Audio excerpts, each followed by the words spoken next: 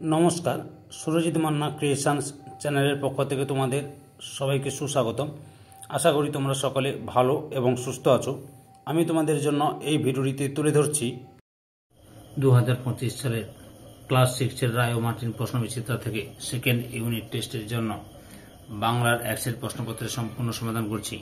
তোমরা আমার এই চ্যানেলের মাধ্যমে রায় ও মার্টিন প্রশ্নবিচিত্রার সেকেন্ড ইউনিট টেস্টের জন্য ক্লাস 6-এর বাংলা, ভূগোল, ইতিহাস এবং পরিবেশ বিজ্ঞান এই 6টি বিষয়ের সমাধান হবে। অলরেডি আমি তোমাদের সামনে ভূগোল এবং ইতিহাসের সবগুলো সেট আলোচনা করে দিয়েছি এবং আমাদের পরিবেশ এবং বিজ্ঞানের 9 নম্বর সেট আলোচনা করে দিয়েছি, 9 নম্বর সেট পর্যন্ত আলোচনা করছি এবং বাংলার 4 নম্বর সেট পর্যন্ত আলোচনা করেছি। তোমরা ওই ভিডিওগুলো দেখতে চাইলে আমার চ্যানেলের প্লেলিস্টে গিয়ে দেখে নাও, না হলে এই ভিডিও ডিসক্রিপশনে তার লিঙ্ক দেওয়া আছে, ওখানে ক্লিক করে দেখে নিতে পারো। আর তার আগে তোমাদের কাছে অনুরোধ, তোমরা ভিডিওটি না টেনে পুরোটা দেখো। ভিডিওটি কেমন লাগলো কমেন্ট করে জানিয়ে ভিডিওটিতে লাইক দাও এবং শেয়ার করো এবং চ্যানেলে নতুন হলে চ্যানেলটিকে সাবস্ক্রাইব করে চ্যানেলের সঙ্গে যুক্ত হয়ে যাও। আলোচনা শুরু করছি। 22 নম্বর পেজে 5 নম্বর school Srirampur girls high school, এই স্কুলের প্রশ্নপত্রের সেটটি আলোচনা করছি। অলরেডি আমি 1 থেকে 4 নম্বর সেট পর্যন্ত সমাধান করে দিয়েছি। তোমরা ওই ভিডিওগুলো দেখতে চাইলে আমার চ্যানেলের প্লেলিস্টে গিয়ে দেখে নাও, না হলে এই ভিডিও ডিসক্রিপশনে তার লিঙ্ক দেওয়া আছে, ওখানে ক্লিক করে দেখে নিতে পারো। আলোচনা শুরু করছি, লক্ষ্য করো। একের দাগে সঠিক উত্তরটি বেছে নিয়ে লেখো। প্রথমে রয়েছে পল্লী কবি অভিধা পেয়েছেন অপশান গয়ে জসিমউদ্দিন।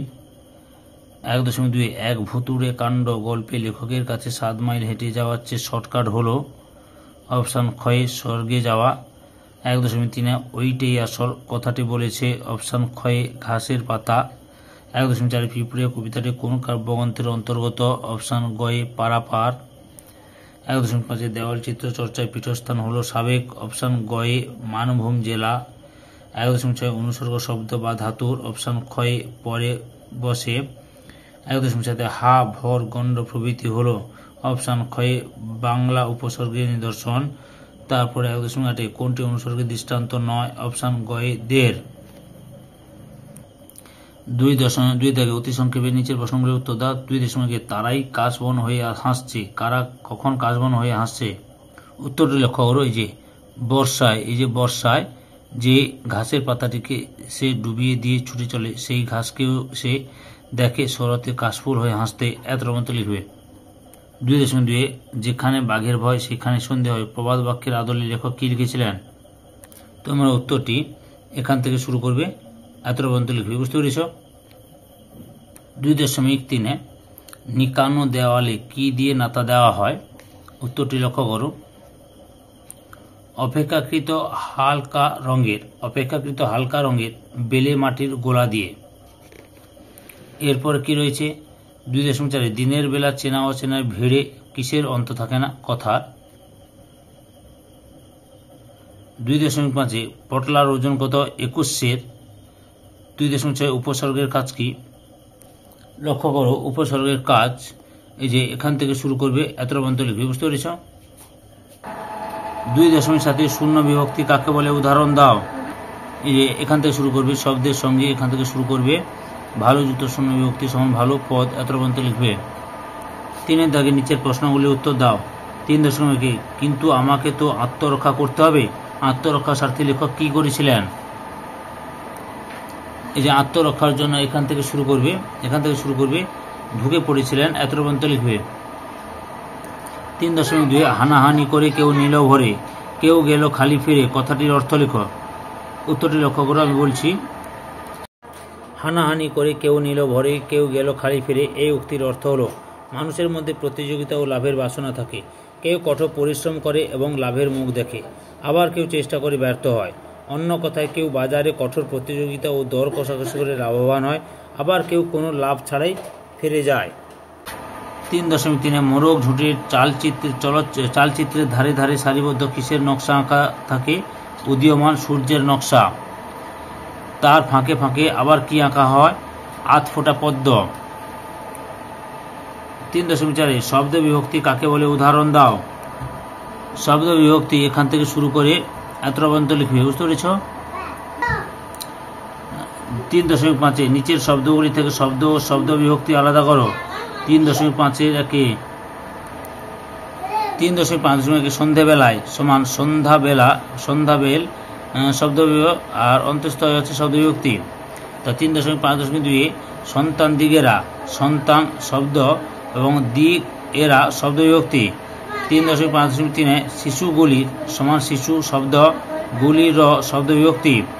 3.5.4 মানুষদের, মানুষ হচ্ছে শব্দ, দের হচ্ছে শব্দ বিভক্তি।